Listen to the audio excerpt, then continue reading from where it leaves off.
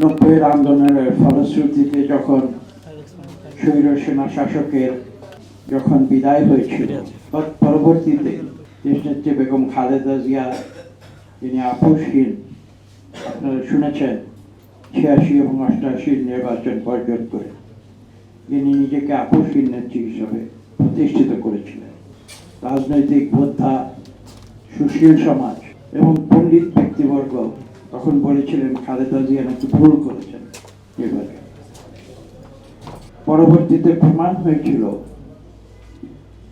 বেগম খালেদা জিয়ার যে রাজনৈতিক সিদ্ধান্ত সেটাই ঠিক, এবং তার ফলশ্রুতিতে ৯১ নির্বাচনে তাকে বাংলাদেশের জনগণ পুরস্কৃত করেছিলেন বাংলাদেশের প্রধানমন্ত্রী হিসেবে।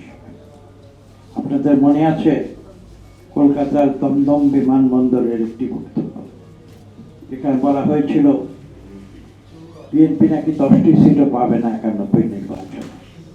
পরবর্তীতে দেখা গেল যিনি বলেছিলেন তিনি পরাজিত হয়েছেন, শুধু দল হিসেবে নয়, তিনি ব্যক্তিগতভাবেও কিন্তু ঢাকা মহানগরীর একটি সিট থেকে পরাজিত।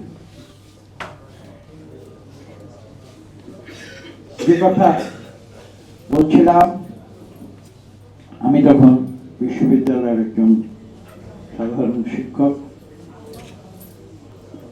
একরকম জোর করে দেশনেত্রী বেগম খালেদা জিয়া আমাকে রাজনীতির অঙ্গনে প্রবেশ করিয়েছিল। যে দিনটি নির্বাচন প্রক্রিয়া চলছিল, মনোনয়ন প্রক্রিয়া, আপনারা জানেন একটা ইন্টারভিউ হতো।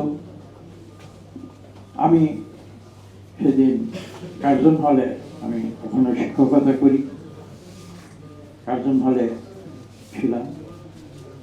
হঠাৎ দেখি বেগম খালেদা জিয়ার একজন বিশ্বস্ত ব্যক্তি, আমি এখানে নাম উল্লেখ করতে চাই না, যে বিশ্বস্ত ব্যক্তি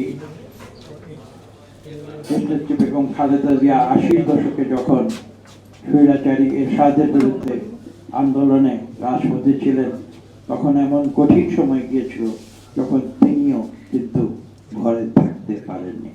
আজকে আমরা অনেকেই বলি যে আমরা স্বৈরাচারী আওয়ামী লীগের আন্দোলনের সময় ঘরে থাকতে পারিনি। আমরা ভুলে যাই যে দেশনেত্রী বেগম খালেদা জিয়া কি কঠিন প্রক্রিয়ার ভিতর দিয়ে সামনের দরজা দিয়ে কিভাবে রাজনীতিতে এসেছিলেন। সেই সময় সেই বিশ্বস্ত ব্যক্তি হঠাৎ দেখলাম কার্জন হলে, তিনি একটি জিপ গাড়ি, আজকের দিনের পাজেরো বা এ ধরনের বিলাসবহুল গাড়ি নয়, সেই হুইলি জিপ বলতো। আজকে এখানে যারা বয়োজ্যেষ্ঠ আছেন তারা হয়তো জানবেন দ্বিতীয় মহাযুদ্ধের সেই বিখ্যাত হুইলি জিপ।